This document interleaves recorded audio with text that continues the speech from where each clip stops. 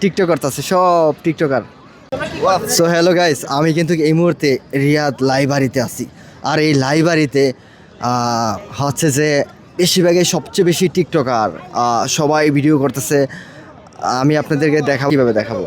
এই দেখেন আমার পিছনে আছে, তারপর আছে এদিকে আছে, এই যে টিকটক করতেছে, সব টিকটক করতেছে। এই দেখেন দেখেন কী করতেছে, এদিকে দেখেন টিকটক করতেছে সব টিকটকার। এই লাইব্রেরিতে সব টিকটকার, মানে জানা যায়